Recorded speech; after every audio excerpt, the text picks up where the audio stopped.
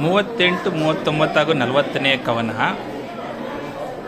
ಸಿಕ್ಕಿದನು ಕಲಿ ಭೀಮನೆನೆ ಕೈಯೊಕ್ಕಿ ಕಟ್ಟನು ಮಯ್ಯನ ಅಸುರನ ಹೊಕ್ಕು ತಿವಿದನು ತಿರುಗಿ ಬದಿಯಲಿ ನುಗ್ಗಿ ನುಸಿಯಾಗಿ ಬಿಕ್ಕುಳಿನ ತಾಳಿಗೆಯ ಮೂಗಿನೊಳಕ್ಕು ರುದಿರದ ಧಾರೆ ಬಿಗಿದುರೆ ಡೊಕ್ಕ ಅರಸಲ ಹಸು ನೀಗಿದ ಅಸುರನ ತನುವ ನಿಮಿಷದಲ್ಲಿ. ಅಂದರೆ ಭೀಮನು ಪಟ್ಟಿಗೆ ಸಿಕ್ಕುವನಂತೆ ಕೈ ಕೆಳಗೆ ಮಾಡಿ ರಾಕ್ಷಸನಿಗೆ ತನ್ನ ಮೈಯನ್ನು ಕೊಟ್ಟು ಒಳನುಗ್ಗಿ ಅವನ ಪಕ್ಕೆ ಎಲುಬುಗಳನ್ನು ಪುಡಿಯನ್ನಾಗಿ ತಿವಿದನು. ಪುಡಿಯಾಗುವಂತೆ ತಿವಿದನು.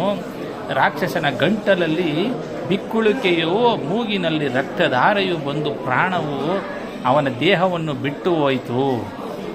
ಕೊಂದ ಧನುಜನ ಪೇಣನ ಬಂಡಿಯ ಹಿಂದೆ ಬಂಧಿಸಿ ಪುರದ ಬಾಯಿಗೆ ತಂದು ಬಿಟ್ಟನು. ತನಗೆ ಜನಜಾಲ ಜೋಡಿಯಲ್ಲಿ ಬಂದು ಕಂಡುದು ಹೆಣನ ಭೂಸುರರಿಂದ ಧನ್ಯರು ವಿಪ್ರಜಾತಿಗೆ ಸಂದುದಿ ನಗಳಿಕೆ ಎಂದುದು ನೆರೆದ ಪೌರಜನ. ಅಂದರೆ ಭೀಮನು ರಾಕ್ಷಸನನ್ನು ಕೊಂದು ಬಂಡಿಯ ಹಿಂದೆ ಕಟ್ಟಿ ಬಂಡಿಯನ್ನು ಊರ ಹೊರಭಾಗದಲ್ಲಿ ತಂದು ಬಿಟ್ಟನು. ಜನರು ಗುಂಪಾಗಿ ಬಂದು ನೋಡಿ, ಈಗ ಬ್ರಾಹ್ಮಣರು ಬಲಶಾಲಿಗಳೆಂಬ ಹಿರಿಮೆ ಬಂದಿತು, ನಾವು ಧನ್ಯರು ಎಂದು ಮಾತನಾಡಿಕೊಂಡರು.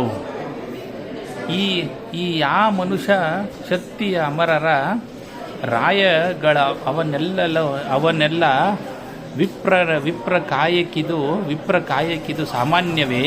ನಮ್ಮ ಅಗ್ರಹಾರವನ್ನು ಕಾಯ್ದ ಅರಿಗೆ ಎಂದ ವಿಫಲ ಶ್ರೇಯ ಪದ್ಮಜ ಸೋಮಧರ ನಾರಾಯಣರ ಕೂಡಲೆಂದು ಹರಸಿತು ಭೂಸುರಾವೃತ. ಅಂದರೆ ಈ ರಾಕ್ಷಸನನ್ನು ಸಂಹರಿಸುವ ಅಮಾನುಷ ಶಕ್ತಿಯು ದೇವೇಂದ್ರನಿಗೆ ಇಲ್ಲವೆನ್ನುವಾಗ ಬ್ರಾಹ್ಮಣರಿಗೆ ಹೇಗೆ ಸಾಧ್ಯವಾದೀತು?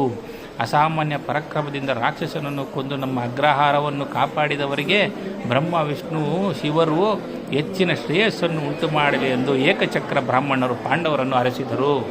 ಧನ್ಯವಾದಗಳು.